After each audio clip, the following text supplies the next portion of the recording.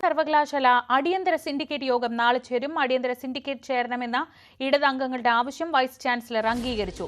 സസ്പെൻഷനെതിരെ registrar നൽകിയ case തിങ്കളാഴ്ച കോടതി പരിഗണിക്കാനിരിക്കെയാണ് സിൻഡിക്കേറ്റ് ചേരുന്നത്. ഇന്നലെ വലിയ വിമർശനമാണ് രജിസ്ട്രാർക്ക് ഹൈക്കോടതിയിൽ നിന്ന് നേരിടേണ്ടി വന്നത്.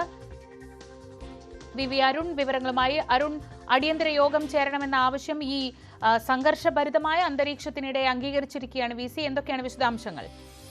ഇടത് സിൻഡിക്കേറ്റ് അംഗങ്ങൾ ഇന്ന് വി സിയുടെ ചുമതല വഹിക്കുന്ന സുസാ തോമസിനെ നേരിൽ കണ്ട് ഈ ആവശ്യം ഉന്നയിച്ചിരുന്നു. കാരണം തിങ്കളാഴ്ച ഈ കേസ് കോടതിയുടെ പരിഗണനയ്ക്ക് വരുന്നുണ്ട്. അതായത് രജിസ്ട്രാറെ സസ്പെൻഡ് ചെയ്ത വി സിയുടെ നടപടിക്ക് രജിസ്ട്രാർ നൽകിയ ഹർജിയാണ് കോടതി പരിഗണിക്കുന്നത്. അപ്പോൾ ആ ഹർജിയിൽ സിൻഡിക്കേറ്റിന്റെ നിലപാട് അറിയിക്കേണ്ടതുണ്ട്. സിൻഡിക്കേറ്റ് നിലപാട് അറിയിക്കണമെങ്കിൽ സിൻഡിക്കേറ്റ് യോഗം ചേരണം. അതിനുവേണ്ടി അടിയന്തര യോഗം ചേരണമെന്നായിരുന്നു സിൻഡിക്കേറ്റ് അംഗങ്ങളുടെ ആവശ്യം. അത് ഏറെ സമ്മർദ്ദത്തിനൊടുവിൽ സുസാ തോമസ് അംഗീകരിക്കുകയായിരുന്നു. എന്ത് നിലപാടാണ് സിൻഡിക്കേറ്റ് സ്വീകരിക്കാൻ പോവുക? രണ്ടു കാര്യമുള്ളത്. ഒന്നാം, രജിസ്ട്രാറുടെ സസ്പെൻഷൻ വി സി സസ്പെൻഡ് ചെയ്യുന്നതെങ്കിലും അത് അംഗീകരിക്കണമോ തള്ളണമോ തീരുമാനിക്കേണ്ടത് സിൻഡിക്കേറ്റാണ്. ആ വിഷയം തള്ളണമെന്ന് തന്നെ ഇടത് സിൻഡിക്കേറ്റ് അംഗങ്ങൾ യോഗത്തിൽ ആവശ്യപ്പെട്ടു. 16 പേരാണ് ഈ ഇടത് സിൻഡിക്കേറ്റ് അംഗങ്ങളായി ഉള്ളത്.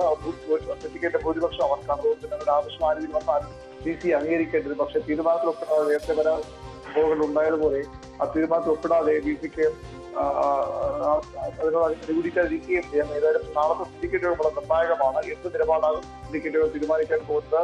രജിസ്ട്രാറുടെ സസ്പെൻഷൻ പിൻവലിക്കണമെന്ന സിൻഡിക്കേറ്റ് അംഗങ്ങളുടെ ഭൂരിപക്ഷത്തിന്റെ ആവശ്യം എങ്ങനെ വി സി കൈകാര്യം ചെയ്യുമെന്നും നാളെ അറിയാം.